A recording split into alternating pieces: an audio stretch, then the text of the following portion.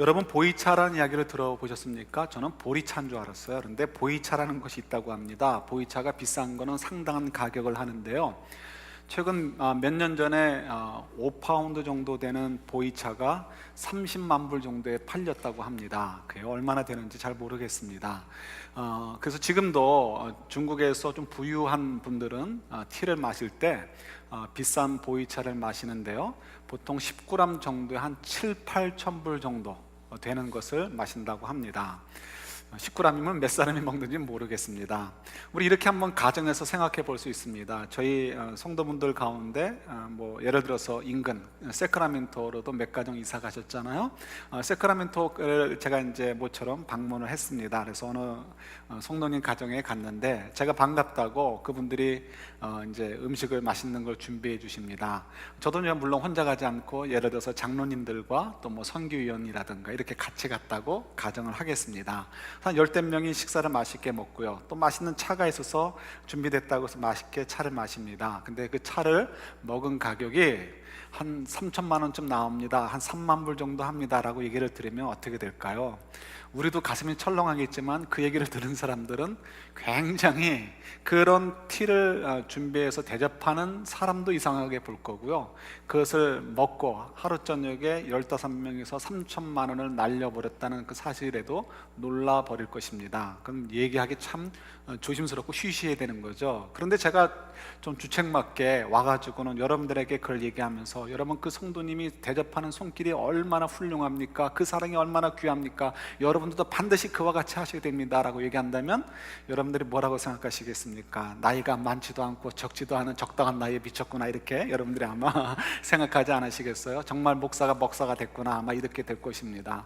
아마 밖에 있는 사람들은 더 저를 향해서 비난할 수 있겠죠. 충분히 그럴 만한 일입니다. 3천만 원, 3만 달러 이건 결코 작은 액수가 아니기 때문에 그렇습니다. 그런데 바로 이런 이야기가 오늘 성경 가운데 기록되어 있습니다. 그런데 중요한 것은 예수님께서 왜 그 여인 예수님에게 한 3만 달러 정도 되는 티는 아니고 옥합을 깨서 예수님을 닦고 하루 저녁에 날려보냈는데요. 그 여인을 칭찬하시면서 그 여인의 이야기가 복음이 전파되는 곳마다 전달될 것이다, 기억될 것이다 라고 이야기를 하실까요? 우리가 한번 좀 생각해 볼 만한 문제인 것 같습니다. 어느 것 하나도 헛되이 우리에게 주시는 메시지가 없기 때문에 그렇습니다. 우리가 상상을 해봅니다. 무엇 때문일까? 우리가 가장 쉽게 상상할 수 있는 거 한 가지는 뭐예요? 그 여인이 예수님을 향하여 가지고 있었던 사랑이 굉장히 컸구나, 그 사랑이 크니까 헌신이 컸구나 라고 얘기할 수 있습니다. 그래 맞아, 아마도 예수님께서 하신 말씀, 그래서 복음이 전파되는 곳마다 그 여인이 행한 것도 기억될 것이다 라고 하신 이유는 그 여인의 헌신이 너무 귀해서일 것이다 라고 생각할 수 있습니다. 근데 과연 이제 그런가에 대한 우리가 좀 의문을 좀 가져볼 필요가 있습니다. 그래서 저희들이 이걸 잘 이제 구분을 하셔야 되는 거예요. 그래서 우리 조금만 앞에 부분으로 가보도록 할까요? 그래서 12장에 보시면 저희가 묵상하지 않고 이건 넘어갔었지만 우리 12장 41절부터 44절에 보면 아주 또 귀한 믿음의 헌신의 이야기가 나옵니다. 41절부터 42절, 43, 44절인데 제가 3절은 읽고요 44절만 같이 읽겠습니다. 예수께서 헌금함을 대하여 앉으사 무리가 어떻게 헌금함에 돈 넣는가를 보실세 여러 부자는 많이 넣는데 한 가난한 과부는 와서 두 렙돈 곧 한 고드란트를 넣는지라. 예수께서 제자들을 불러다가 이르시되 내가 진실로 너희에게 이르노니 이 가난한 과부는 헌금함에 넣는 모든 사람보다 많이 넣었도다. 같이요. 그들은 다 그 풍족한 중에서 넣었거니와 이 과부는 가난한 중에서 자기의 모든 소유 곧 생활비 전부를 넣었느니라 하시니라. 아멘. 자, 우리 헌신 때문에 이 옥합을 깬 여인이 칭찬받는 것이다 라고 가정을 한다면 여러분 이 두 렙돈 드린 여인과 이 옥합을 깨서 드린 여인과의 헌신도를 한번 비교해 볼 만하겠죠. 어느 여인의 헌신이 더 귀한가요?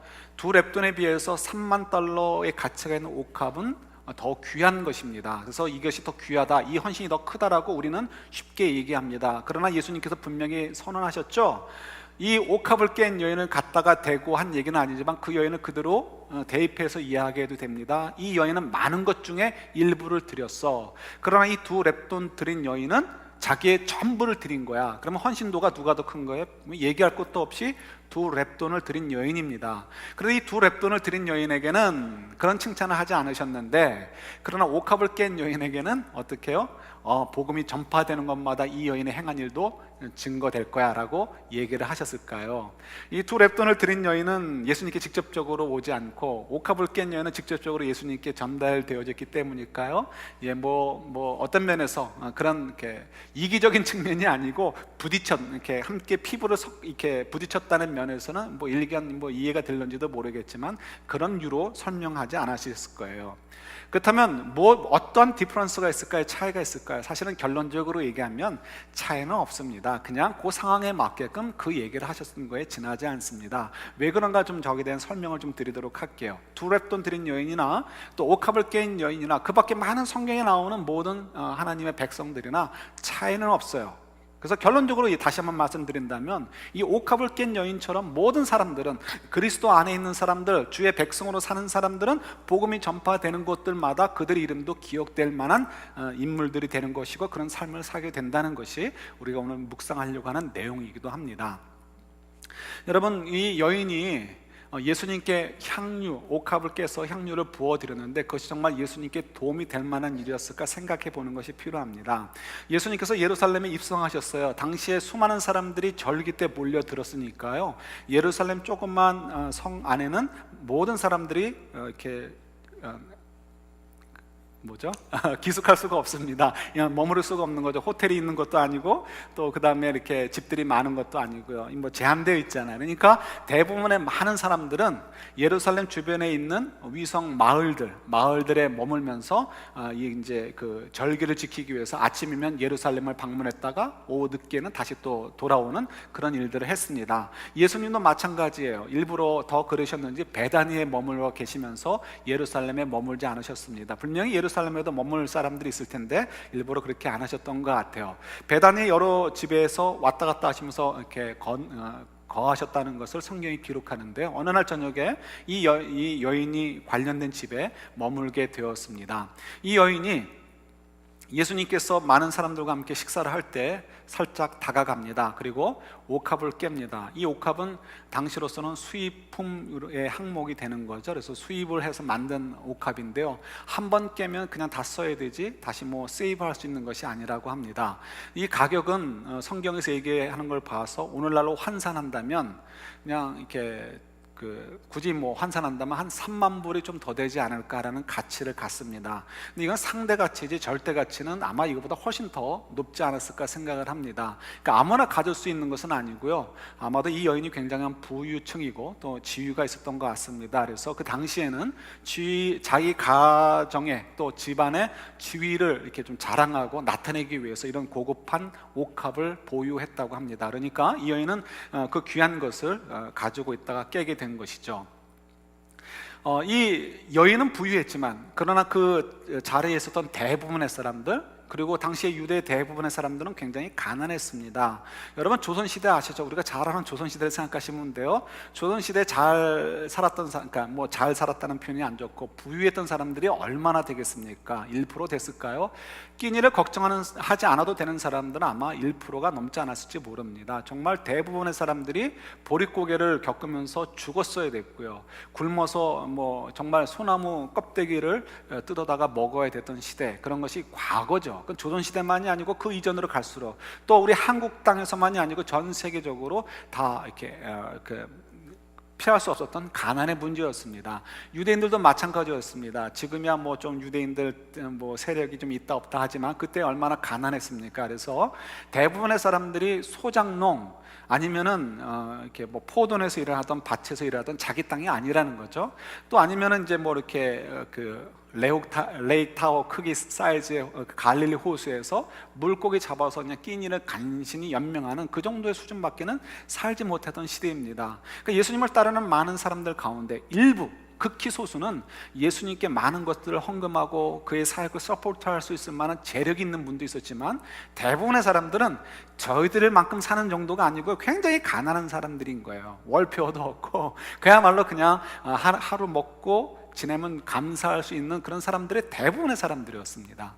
근데 그 사람들이 지금 예수님과 함께 식사를 하고 있는데 그 3만 달러가 넘는 자기들이 1년 동안 하나도 먹지 않고 죽으라고 열심히 일해서 다 모았을 때 살 수 있을까 말까 한 그 귀한 것을 그냥 깨가지고 예수님께 붓고 그냥 그걸로 끝나버리는 거예요. 그러니까 그들이 마음속에 그것이 얼마나 안타깝게 느껴졌겠습니까? 뭐 열등감 이런 게 아니고요, 정말 순수한 마음으로도 안타까운 거죠. 아, 저거 그렇게 깨버리지 않고 팔았으면 나한테 달라는 것이 아니고 나보다 못한 사람들에게 좀 도와줬으면 큰 도움이 됐을 텐데, 이런 생각을 가질 수 있잖아요, 그죠? 근데 그러니까 이제 이 사람들이 이 옥합을 깬 여인을 보면서 비난을 합니다. 왜 그렇게 깨버리냐, 아깝다, 이렇게 얘기를 하는 거죠. 자, 근데 이것은 사실은 예수님을 따르는 사람들 가운데서도 이슈가 되지만 예수님을 따르지 않는 사람들에게는 더 큰 이슈가 되는 거예요. 아까 제가 말씀드렸듯이 제가 만약에 세크라멘토 가가지고 우리 몇몇 성도님들과 함께 하룻밤에 3천만 원짜리 티를 마시고 왔다, 그리고 제가 여기서 이렇게 떠든다면 어떡하겠어요? 여러분들이 속으로는 우리 목사님이 왜 그러나 하고는 얘기하시겠지만 밖으로 나가서는 떠들지는 않으실 거란 말이에요. 교회를 위해서라도, 그죠? 복음을 위해서라도. 그런데 그 사실을 믿지 않는 자들이 안다면 어떻게 되겠어요? 막 그걸 가지고 공격을 하고, 봐라, 이건 뭐 기독교 진짜 개독교다, 뭐 이런 얘기 얼마나 떠들겠습니까? 예수님의 대적자들이 그걸 놓치지 않는 거죠. 그 사실을 알고서 예수님의 대적자들이 그걸 가지고 이제 어떻게 해요? 침소봉대한다 그러죠. 자꾸 소문을 크게 만들고 엉터리를 만들어가지고 예수님 봐라, 가뜩이나 이렇게 맨날 잔치만 좋아하고 그냥 죄인들하고도 함께 하면서 좋은 음식만 쫓아다니던 사람이 결국은 이런 사고 터뜨리지 않느냐, 저런 예수가 도대체 뭐 이런 어려운 국가를 위해서 메시아로 어떻게 왔다고 얘기할 수 있고, 이렇게 어려운 사람들을 위해서 어떻게 그가 하나님의 사랑을 가지고 왔다고 얘기할 수 있느냐, 저 사람은 가짜다, 이렇게 떠들게 되는 거죠. 그러니까 많은 사람들이 그런 지도층들의 얘기를 듣고서요 넘어가게 되는 거죠. 여러 가지 이유가 있지만 그 중에 한 가지도 분명히 여기에 이 이야기가 분명히 이렇게 도움이 됐을 거라고 생각이 듭니다. 그러니까 불과 며칠 전만 해도 예수님을 향해서 호산나 호산나 우리를 구원하소서, 우리를 구원하소서 이렇게 외쳤던 사람들이 그저 불과 2, 3일, 3, 4일 지난 다음에는 예수를 죽여라 죽여라라고 외칠 수 있었던 이유, 바로 이런 곳에서 우리가 발견할 수가 있는 것입니다. 그러니까 그야말로 굉장히 커다란 스캔들이 터지게 되는 거죠. 그런데 예수님께서는 좀 조용히 하자, 아니면 자기에게 향유를 깨려 다가오는 여인에게 그러지 마라고 막지 않으셨다는 거예요. 그리고 오히려 그 여인이 한 행위를 칭찬하시고 그 여인에 대해서 비난하는 소리에 대해서 비난하지 말 것을 얘기하십니다. 왜 그랬을까요? 우리 그 문제를 좀 생각해 보려는 것입니다. 도대체 이 여인이 한 일에 무슨 가치가 있기 때문에 우리가 그렇게 기억해야 될 것인가 생각해 보는 거죠. 우리 마가복음을 보면 참 굉장히 친절한 것 같아요.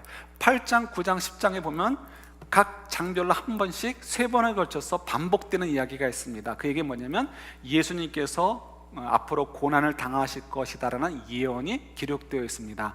너무 친절해가지고요 우리 기억하기도 좋아요. 8장도 31절, 9장도 31절, 10장에는 조금 더 해가지고 33절에서 35절 사이에 3번에 걸쳐서 얘기가 나옵니다. 그 얘기는 이거예요. 예수님이 이제 내가 예루살렘에 가게 되면 사람들 손에 넘겨져서 고난을 당하고 죽임을 당하게 될 거야, 그러나 내가 부활할 거야 라는 이야기를 해주신 거죠. 이 이야기는 제자들에게 한 이야기지만 이 여인도 분명히 알고 있었을 것입니다. 왜요? 제자들과 함께 더불어 가까이 지내던 사이였을 테니까요. 이 여인이 만약에 예수님께서 하신 그 이야기를 귀담아 들었다면, 직접 들었건 듣지 않았건, 제자들의 입에서 들었건 혹은 직접 들었건, 그 예수님께서 하신 말씀을 헛되이 듣지 않고 마음속에 담아두었다면 그의 마음은 어땠을까요? 지금 굉장히 혼란스러웠을 것입니다. 지금 예수님께서 이 예루살렘 입성했을 때 그렇게 모든 사람들이 환호했었는데 불과 며칠 사이에 분위기가 이상하게 흘러가고 있네? 라는 두려움이 있고요. 그 두려움 속에서 무엇이 생각이 나요? 예수님께서 하신 이 순환의 얘기, 고난의 예언들이 기억되는 거죠. 그 순간 자기가 무언가를 예수님을 위해서 해야 될 것 같은데 내가 무엇을 위해서 할 수 있을까? 내가 예수님을 위해서 무엇을 할 수 있을까? 고민에 빠지게 되는 거죠. 그때 우리가 꼭 생각해야 될 것이 있습니다. 그에게도 뭐가 있는 거예요? 성령님이 계시는 거예요.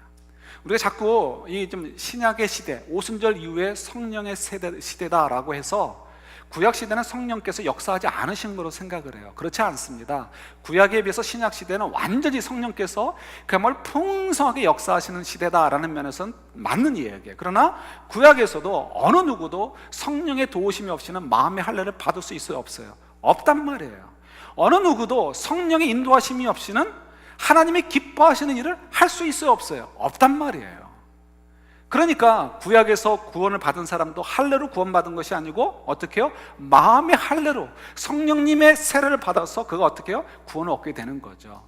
그러니까 지금 이 순간도 우리가 늘 견주어서 생각해야 될 것이 무엇이냐? 그 속에서 성령께서 역사하신 것이 무엇일까 생각해 보는 거예요. 그럼 무엇일까요? 내가 하는 예수 그리스도를 위해서 무엇을 하면 좋을까? 예수 그리스도를 향해서 무엇을 하면 좋을까라고 두려워하며 떨고 있는 그 여인 마음속에 성령께서 역사하신 거죠. 너 네가 가지고 있는 옥합이 있지 않느냐? 그걸 가지고 마음의 갈등이 하게 하시는 거죠. 그리고는 이 여인이 성령의 음성을 듣고 그 도전에 응답하는 거예요. 그래서 그 귀한 향유를 깨서 예수님께 드리게 되고 예수님의 몸을 닦게 되는 것입니다. 만약에 이 여인이 예수님의 고난에 대해서 생각을 하고 성령의 음성에 반응한 것이라면, 그렇다면 우리가 문제가 굉장히 쉽게 해결되어지는 거예요. 어떤 문제가 있었나요? 제가 이렇게 막 급한 바람에 좀 넘어갔었는데, 만약에 예수님께 이 비싼 향유를 그냥 쏟아 부은 것이 예수님께서 정말 예수님께서 칭찬하실 만한 일인가에 대한 이해를 갖지 않는다면, 우리가 예수님께서 여기서는 이렇게 얘기하시고 저기서는 다르게 얘기하시는 분으로 우리가 오해할 수가 있습니다. 왜요? 예수님께서 지난 3년 동안 공생애 동안에 하신 일이 무엇입니까? 그가 헌금을 많이 받으셨어요. 많은 서포터가 있었어요. 그러나 그걸 가지고 자기의 집을 사거나 혹은 자기가 편히 쓰는, 사는 곳에 사용하지 않으셨어요. 오죽하면 예수님이 머리 둘 곳이 없다라고 하실 만큼 그렇게 아주 검소하게 가난하게 사셨고요. 때로는 굶는 것이 비일비재했습니다. 나머지 것들을 뭐에서 사용하신 거예요? 그 모든 것들을 어려운 사람들을 위해 사용하시고 그들을 위해서 드린 분이 예수님이란 말이에요. 그래서 예수님께서 뭐라고 가르치십니까? 너희들 어려운 사람을 위해서 너희들이 가진 모든 것을 사용하면 안 돼. 하나님 나라를 위해서, 하나님의 뜻을 위해서 어려운 사람들, 정말 소자를 위해서 너희들 그것을 사용해야 돼 라고 가르치신 분이란 말이에요. 근데 그렇게 가르치는 분이 자기를 향해서 3만 불이 넘는 옥합을 깬 여인을 향해서 칭찬하시고 그를 비난하지 말라, 여기서 이렇게 얘기하시고 저기서 저렇게 얘기하신 분으로 오해할 수 있어요. 그러나 그렇지 않다는 걸 확인했어요. 어떻게 해요? 만약 그 여인이 예수님의 순환을 예비해서, 예수님의 죽음을 예비해서 그 귀한 옥합을 깬 것이라면, 성령의 음성을 받고서 그것을 순응해서 깬 것이라면, 그것은 예수님의 말씀에 충돌되는 것이 아니고 예수님의 말씀에 부합한다는 거예요. 왜요? 제가 이제 찾아보진 않겠지만 우리 신명기서 6장 5절의 말씀이나 또 마태복음 6장 33절의 말씀이나 전부 다 어떻게 해요? 하나님께 최선을 다해서 최고의 것으로 모든 것을 다 정성을 쏟아 부어서 주님을 섬기고 사랑하는 것을 가르치고 있잖아요. 예수님께서 그것을 가르치셨죠? 마태복음 22장에서도 가르쳐 주시고요. 그러니까 예수님께서 지금 하시는 말씀은 평소에 예수님께서 하신 가르침과 충돌되는 것이 아니고 딱 맞아 떨어지게 되는 것이죠. 좀 더 우리가 깊이 생각을 해서 이 여인이 정말 이렇게 예수님께로부터 칭찬을 받아서 우리가 계속해서 기억해야 될 이유가 무엇일까? 그 가치를 다시 한 번만 잠깐만 살펴보고 싶습니다. 왜요? 예수님께서 복음이 전하지는 곳마다 이 여인이 행한 일도 기억할 것이다 라고 하신 것은 우리로 그것을 기억하고 우리도 그렇게 살라라는 교훈, 명령이 담겨져 있기 때문에 그렇습니다. 위에서 조금 전에 제가 잠깐 설명드렸듯이 이 여인이 예수님께 옥합을 깬 것은 그냥 어떤 열심으로만 볼 것이 아니고 예수님의 고난의 예언을 염두에 두었다가 성령의 감동으로 드렸다라고 생각하시면 되는 거예요. 근데 그 일은 결국은 예수님께서 메시아로서 이 땅에 오셔서 해야 될 일을 가시는데 조력자로 도와드린 것이 되고 그 일에 동참하는 것이 되는 거죠. 그래서 그 여인이 한 일이 가치가 있다는 것입니다. 당시의 당시만이 아니고 유대 사회에서는 머리에 기름을 부음 받는 사람들이 있죠. 누가 있습니까? 왕이 있습니다. 제사장이 있습니다. 그리고 특정한 일을 위해서 하나님께 어떤 섬김을 할 때, 사역을 할 때 그때 기름 부음을 받습니다. 메시아라는 이름 자체가 기름 부음 받은 자다라고 하는 것처럼 예수님을 메시아라고 합니다. 메시아라고 할 때 유대인들이 생각할 때는 정치적인 왕으로 생각했지만 예수님은 그렇지 않다라고 말씀하시죠. 우리 모든 죄를 뒤집어 쓰시고 우리를 깨끗게 하시기 위해서, 그래서 하나님 나라를 창조하시는 일을 위해서 이 땅에 오신 이가 메시아다라고 얘기를 하십니다. 그래서 예수님께서는 어떻게 지금 한 걸음 한 걸음 십자가를 향해서 나아가고 있는 것입니다. 이사야서 53장이나 혹은 세례 요한이 얘기한 것처럼 보라, 세상 죄를 지고 가는 어린 양이로다. 어린 양으로서 지금 제물로 하나님께 드려지기 위해서 한 걸음 한 걸음 가고 있는 거죠. 그래서 이 여인은 제 생각에 분명히 깨달았지 못했을 것 같아요.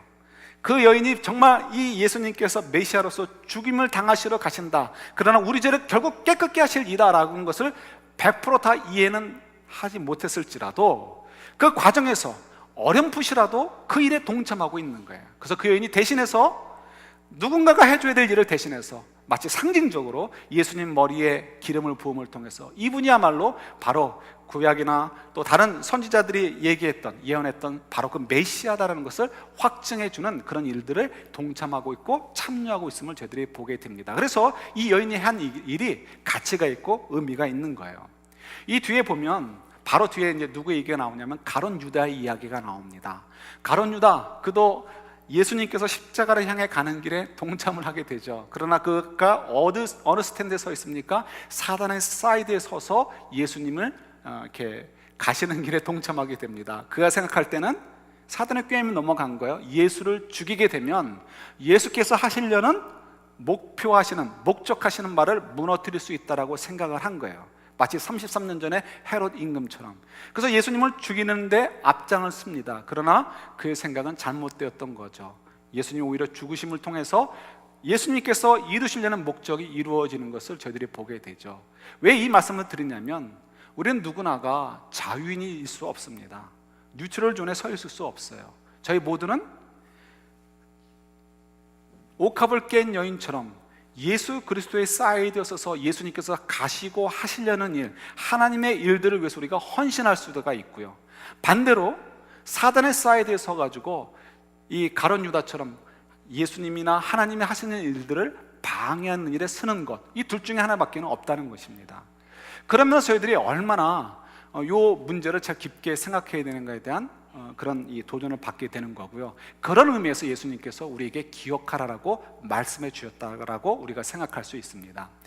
정리를 하면 예수님께서 너희들이 복음이 전파되는 곳마다 이 여인의 이야기가 기억될 것이야, 기억해야 되라고 하신 데는 두 가지 의미가 있을 수 있습니다. 첫 번째는 예수님이야말로 진짜 메시아라는 거예요.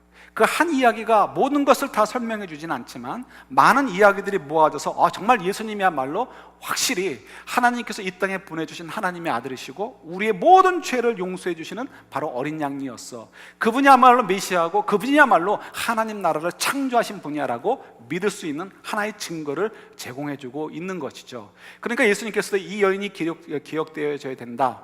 당연하죠. 예수님의 복음이 증거되는 곳마다 예수님의 고난의 얘기가 나오게 될 것이고요, 예수님께서 어떻게 메시아직을 수행했는 것인가가 전달될 것입니다. 그 가운데는 누구의 얘기가 빠질 수 없어요. 바로 이 옥합을 깬 여인의 이야기가 빠질 수 없게 되는 거죠. 두 번째는 이 여인에 대해서 비난하지 말라는 것입니다. 이 여인이 한 일은 정당하다는 거예요. 이 여인이 한 일이 정당한 것, 그것이 뭐가 의문이 될까? 그 얘기는 뭐냐면 제가 조금 전에 아까 앞에 부분에서도 얘기 드렸듯이 당시의 상식으로는 이해할 수 없는 부분이라는 거예요. 언뜻 생각해 보면 예수님의 평소의 가르침을 봐서라도 우리가 어떻게 3만 불짜리를 깨가지고 하루 저녁에 날려버릴 수 있어? 그걸 가지고 예수님께서 우리에게 그동안 가르쳐 주시고 말씀해 주신 대로 많은 사람들을 도와줄 수 있잖아? 라고 생각할 수 있잖아요. 그러나 하나님이 하시는 일들은 성령의 음성을 듣고 우리가 순종하는 그 일들 속에는 우리가 생각하는 상식을 뛰어넘는 일들이 너무 많다는 것을 알려주고 싶으신 거예요. 그래서 우리 상식을 따라, 우리 판단을 따라 살지 말고 성령의 음성을 따라 살라라고 얘기해 주시는 거죠. 좀 더 예를 들어볼게요. 우리가 이렇게 성경에 나오는 모든 인물들이 다 그렇습니다. 이제 가룟 유다 같이 사이드가 다른 사람 말고 우리와 같은 사이드 있는 사람들은 다 동일해요. 대표적으로 우리가 이렇게 손꼽을 수 있는 분 가운데 저는 이 요나단을 뺄 수 없을 것 같아요. 요나단을 이렇게 여러분들과 함께 말씀 묵상하다가 발견을 했지만 그 전까지만 해도 그냥 친구와 우정이 돈독했던 그런 사람으로, 정말 남자다운 남자로만 생각을 했었던 것 같아요. 굉장히 제가 어리석었던 거죠. totally wrong입니다. 요나단의 얘기는 우정의 얘기가 아니에요. 그죠? 생각해 보셔요. 나는 내 친구가 너무 좋아. 그래서 난 이 친구를 살려주고 싶고 이 친구가 잘 됐으면 좋겠어요. 근데 이 친구가 살고 이 친구가 잘 되기 위해서는 누가 죽어줘야 돼요? 내 아버지도 죽어야 되고 내 어머니도 죽어야 되고 내 형제들도 죽어야 되고 내 와이프도 죽어야 되고 내 자녀들도 죽어야 되고 심지어 나도 죽어야 돼요. 여러분, 이게 상식적으로 이 내 친구를 위해서 이 모든 사람들이 희생돼야 된다는 거 할 때 내가 이 내 친구를 위해서 이것을 희생하는 것을 우정이라고 얘기할 수 있습니까? 이건 우정이 아니에요. 제정신이 아닌 거죠. 이게 어떻게 우정이에요? 이건 우정이 아니고 미친 거예요. 제정신이 아닌 거예요. 그래서 성경은 이것을 굉장히 높게 얘기해 준단 말이에요. 이유가 뭘까요? 상식적으로는 가족을 생각해야 되고요, 자기도 살아야 된다는 생존 본능이 있어야 돼요. 그것이 인정받아야 돼요. 그것이 상식이에요. 근데 이 요나단은 그 상식대로 살지 않고 다윗을 살려주는 이유가 어디 있을까? 세 번이 뭐예요? 여러 번 살려줬고요. 그 후에는 이런 일도 있었죠. 다윗이 너무 사울 임금에게 쫓기다가 너무 지쳐버린 거예요. 그래서 이제는 정말 더 이상 숨을 데도 없고 더 이상 나를 숨겨줄 사람도 없고 이제는 끝난 거 아닌가라고 낙담했을 때 요나단이 어떻게 하죠? 목숨을 걸고 숨어서 다윗을 찾아갑니다. 아버지에게 걸리면 그냥 죽는 거예요. 그럼에도 불구하고 그것을 감수하고서 다윗을 만나러 가죠. 다윗에게 가서 뭐라고 얘기하죠? 다윗아, 너는 하나님 말씀대로 끝까지 경주해야 돼. 도중에 포기하면 안 돼. 너는 정말 하나님 말씀하신 대로 왕이 돼야 될 사람이고 나는 네 밑에 될 사람이야. 그러니까 너 절대로 포기하지 말고 끝까지 그 길을 가야 된다라고 격려하고 왔던 사람이 바로 요나단이에요. 어떻게 그럴 수 있었을까요? 바로 거기에 답이 있습니다. 요나단의 입장에서는 자기 가족이 너무너무 사랑하고 아주 존귀한 존재들이에요. 그러나 그것보다 더 존귀하고 소중하고 사랑해야 될 대상이 누굽니까? 다윗이 아니고 하나님이신 거예요. 하나님께서 가지고 계신 계획, 하나님의 뜻, 그것이 옳은 거예요. 그것을 따라 순종해야 되는 것이 청지기로서 자기의 역할이다라고, 자기의 인생이다라고 받아들인 거예요. 그러니까 다윗, 자기와의 그 좋은 관계에 있는 다윗, 그 사랑하는 다윗이 잘 되는 것이 더 좋은 이유, 바로 거기에 있는 것이죠. 다른 데 있는 것이 아닙니다. 그냥 우정이 아니고 다윗이 잘 되는 것은 하나님의 뜻이기 때문에 당연히 하나님 뜻대로 다윗이 잘 돼야 되는 거고요, 그것을 위해서 우리가 죽는 것 어쩔 수 없다는 것입니다. 그러니까 하나님의 뜻에 순종하는 것이죠. 성령께서 역사해 주시는 거예요. 성령의 음성에 순종하는 거예요. 이것이 귀한 것이라는 것입니다. 상식을 뛰어넘는 거죠. 여러분, 다윗이 요나단이 죽고 나서 40년 동안을 통치합니다. 40년 동안 통치한 다음에는 이 사울 임금의 잔존 세력이 다 잠잠했을 거라고 생각하는데요, 그 이후에도 이 사울 임금의 잔존 세력이 호신탐탐 노립니다. 뭘 노리죠? 언제 우리가 또 한 번 집권할 수 있을까? 언제 우리가 다윗 가문에게 복수할 수 있을까? 이런 생각을 갖는 거죠. 그 40년 동안 그들의 마음속에 요나단에 대해서 어떻게 생각했을까요? 그 원수 같은 놈, 우리 집안에 태어나지 않았어야 될 놈, 그를 비난하고 그를 원망하는 소리가 40년 묵은 포도주처럼 계속해서 묵어가는 거죠. 그들이 요나단을 향해서 미워하는 마음이, 원망하는 마음이 커가면 커갈수록 그 미워하는 마음과 원망하는 마음이 누구를 향해 가겠습니까? 하나님을 향해 가는 거예요. 요나단은 하나님을 향해서 참된 믿음의 고백을 하게 되니까, 하나님이 주인이시고 우리는 주의 그 선하신 뜻을 위해 순종하는 자야 된다고 하니까 자기 스스로도 죽음의 길을 택할 수 있었지만 나머지 사람들은 그렇지 않았단 말이에요. 성령의 음성을 들을 수 없고, 그러니까 하나님의 뜻을 찾을 수 없고, 그러니까 하나님을 향하여 미워할 수밖에 없고, 왜 다윗입니까? 왜 우리 사울가에서 왕이 나오지 않아야 되는 것입니까? 라고 하나님을 원망하는 거죠. 그러니까 하나님이 계획하신 일들을 향해서 계속해서 어게인스트하게 되고 그들의 인생은 미저러블한 인생으로 끝날 수밖에 없는 거예요. 지금 예수님께서 하시고자 하시는 얘기는 바로 이런 것들을 얘기하시는 것입니다. 우리의 상식을 뛰어넘어서 우리 속에서 역사하시는 성령의 음성, 하나님의 음성을 들으라고 하는 거예요. 우리 모든 사람들은, 적어도 저와 여러분들이 가라지가 아니고 알곡이라고 한다면 우리 모두 속에는 누가 계시는 거예요? 성령 하나님이 계시는 거예요. 그 성령 하나님께서는 가만히 계시지 않아요. 낮잠 주무시는 게 아니고 목적이 있으셔서 우리 속에 거하시는 것입니다. 어떤 목적이요? 우리를 보호해 주시는 것도 있지만 하나님 아버지의 음성을 듣도록 하기 위해서 그 길로 인도해 주시기 위해서 성령님이 계시는 거죠. 성령님께서 어떻게 말씀하셔요? 말씀과 기도와 환경과 교회를 통해서. 우리 지금 몇십 명이 이거를 공부했는데 아무도 처음 듣는 것처럼 이렇게 가만히 보시면 어떻게 그죠? 성령님 안에서 말씀과 기도와 환경과 교회를 통해서 말씀해 주신단 말이에요. 물론 때로는 이 모든 걸 뛰어넘어서 환상으로 보여주실 때도 있고. 그런데 왜 우리가 그 음성에 귀 기울이지 않습니까? 한마디로 얘기해서 내 인생은 내 것이다라는 생각, 내 인생에 하나님이 주인이시고 나는 내 인생이 청지기에 지나지 않는다, 문지기에 지나지 않는다는 생각을 인정하지 않으려고 하기 때문에 그래요. 우리가 그럼 성령의 음성에 귀 기울이지 않고 살아도 될까요? 그렇지 않죠. 바울 이야기를 하려고 합니다. 사도 바울이 아니고요, 많은 바울이 중에 한 바울의 이야기입니다. 남자아이들이 그러듯이 막 덤벙거립니다. 시험을 볼 때에도 덤벙거리니까 뭐 급하게 하니까 아는 문제도 틀립니다. 그러면 어떻게 해요? 주변의 분들이, 가족들이 혼을 내죠. 좀 덤벙거리지 말고 좀 차근차근히 해. 그래야 네가 아는 거라도 다 맞지? 이렇게 얘기를 합니다. 어느 날 이 바울이가 시험을 보고 와서 시험지를 가지고 할머니한테 옵니다. 할머니, 이 시험지 봐봐. 그리고 할머니한테 얘기합니다. 이거 몇 번 문제 있지? 이 문제에 원래 나는 C라고 답을 생각했는데 덤벙대다가 B라고 답을 썼어. 그랬더니 어떻게 할머니 마음속에 벌써 이만큼 올라와 있죠. 뭘 얘기하려고요? 그래서 내가 덤벙대지 말라고 그랬잖아, 그죠? 근데 요만큼 올라왔을 때 이 아이가 또 바로 얘기하는 거죠. 할머니, 그런데 나 100점 맞았어. 그러니까 어떻게, 그 얘기는 뭐예요? 다시는 나한테 덤벙댄다? 뭐 이렇게 잔소리하지 말라 이거죠. 예. 어떻게 보면 인간의 이야기라는 것은 물론 들으면 다 유익이 되지만, 예, 어떤 것들은 듣지 않아도 넘어갈 때도 있습니다. 그러나 단 한 가지, 이거는 예외가 없습니다. 뭐요? 성령의 음성을 듣지 않으면 우리가 절대로 하나님이 기뻐하시는 답을 쓸 수가 없고요, 그런 인생을 살 수가 없습니다. 성령께서 우리 속에서 역사하시는 그 음성에 대해서 응답하지 않으면 절대로 저희들은 하나님이 기뻐하시는 인생을 살 수 없죠. 이러나 저러나 구원만 받으면 어떨까? 그건 다 우리의 착각이라고 얘기했습니다. 유대인들 얘기했죠. 유대인들은 구원의 확신이란 말 자체가 없습니다. 당연히 구원받는 거니까요. 그러나 그들은 구원받지 못했습니다. 여러분, 나 구원받았다고 확신이 있다고 생각하십니까? 여러분 착각하지 마시고 내가 지금 성령의 음성을 따라 살고 있는 거 아닌가 보셔야 되는 거예요.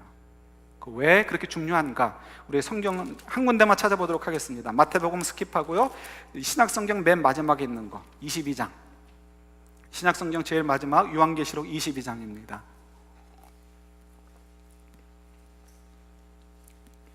(22장) 12절 말씀.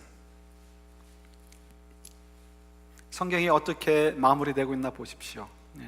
마라나타, 아멘 주여 어서 오시옵소서 하기 전에 나오는 이야기입니다. 12절 같이 읽겠습니다. 보라, 내가 속히 오리니 내가 줄 상이 내게 있어 각 사람에게 그가 행한 대로 갚아 주리라. 아멘. 어떻다고요? 우리가 성령의 음성을 듣고 잘 살았느냐 아니냐, 그래서 하나님의 일을 너희들이 동참했느냐 아니냐를 가지고 다 갚아 주신다는 것입니다. 어느 누구도 피할 수 없습니다. 예수님께서 다 기억하실 것이기 때문에 그렇습니다. 여러분, 복음은 계속해서 전파될 것입니다. 우리가 복음이 전파되는 곳들마다 하나님 나라가 확장된다는 이야기고, 그 이야기는 하늘나라에 기록되겠죠. 그 복음과 함께 이 여인의 이야기가 기록되어지고 기억되는 것처럼 저와 여러분들의 삶도, 행위들도, 생각들도, 모든 것들이 주님 안에서 기억되어지고 또 칭찬받을 만한 그런 삶들이 될 수 있기를 우리 주님의 이름으로 축원합니다. 같이 기도하겠습니다.